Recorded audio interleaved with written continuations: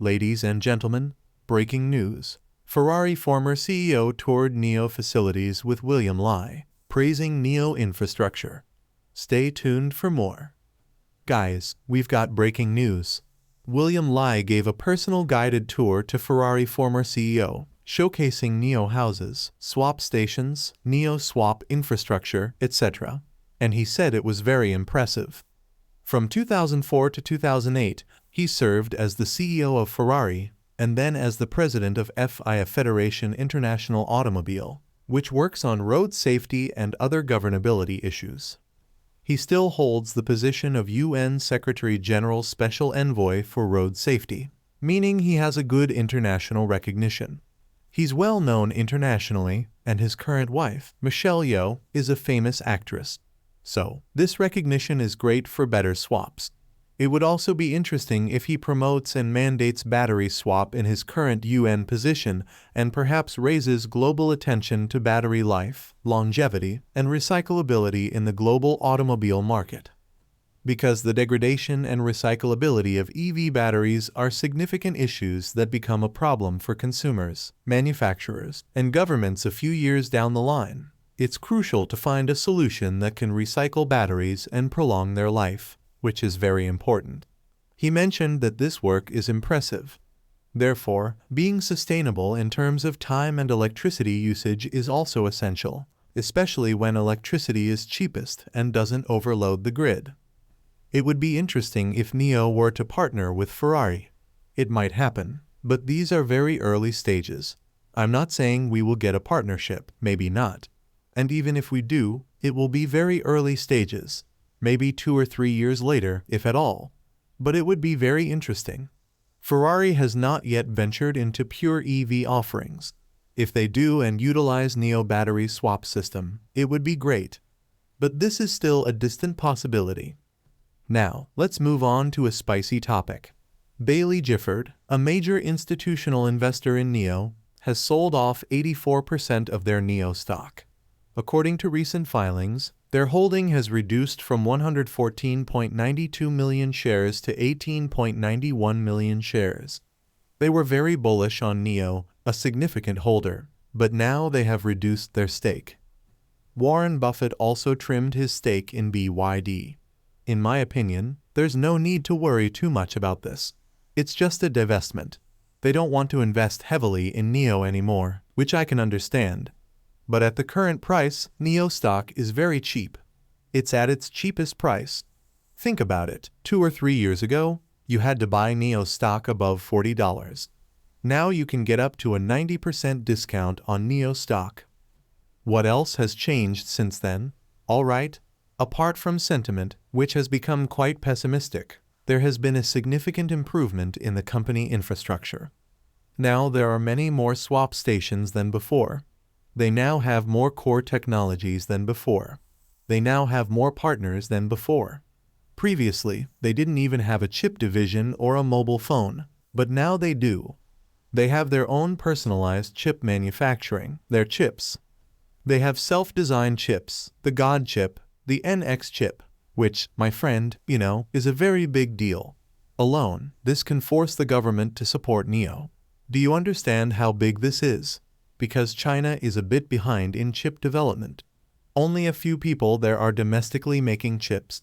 They used to heavily rely on American makers like Intel, Qualcomm, etc. But now only Huawei and NIO. Think about it this way. Alright, so it's quite crazy that they've invested a lot of R&D money into this. And they've made it very good. And I'm sure the government there knows about NIO chip development. And this might be something they would support and fully throttle support for NIO and actually help NIO. Now, if you're seriously considering selling, you'll have to ask yourself why you invested in NIO stock in the first place. Are those reasons still valid? Understand? Is it still a very good company? It still is a very good company.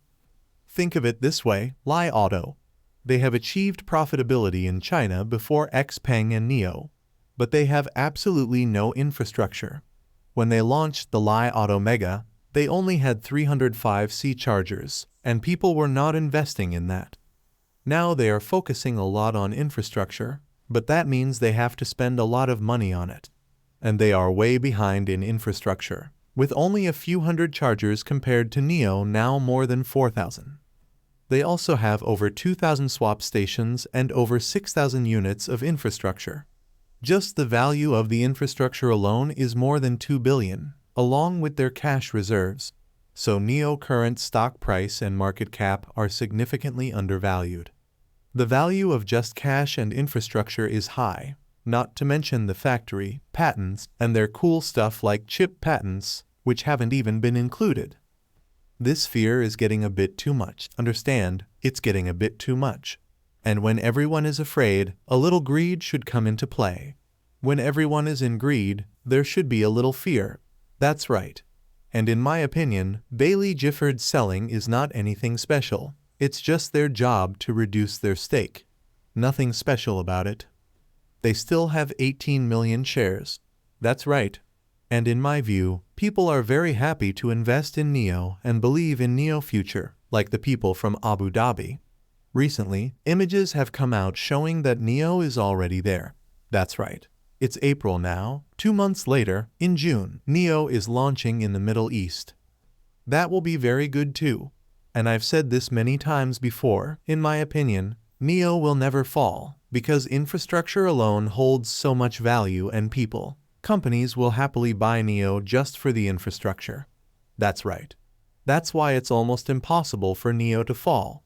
And the government also doesn't want NIO to fall, so they will gladly take NIO under their wings. That's why, in my opinion, it's a favorable time to buy more NIO stocks. The breaking news highlights William Li's visit to NIO facilities and his positive feedback on their infrastructure, potentially leading to international promotion of NIO technology through his UN role. Moreover, speculations arise regarding a future partnership between NIO and Ferrari, though it's still in the early stages and uncertain. Furthermore, Baillie Gifford's significant divestment in NIO stock raises concerns among investors, but it's perceived as a routine adjustment rather than a major red flag. Despite this, NIO current stock price is deemed undervalued considering its extensive infrastructure and technological advancements.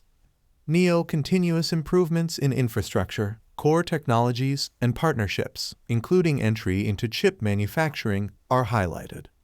This move may garner government support due to its strategic significance in China's semiconductor industry. Despite market fears, rationality is emphasized, suggesting that periods of fear should be balanced with some degree of greed and vice versa. Looking forward, NIO expansion into the Middle East and robust infrastructure position it favorably for future growth, making it an opportune time for investors to consider including more NIO stocks in their portfolios. Thank you for joining us today. If you enjoyed the video, don't forget to hit the like button and subscribe to our channel for more stock predictions and market insights. Remember to turn on the notification bell so you never miss an update. Happy investing, and see you in the next video.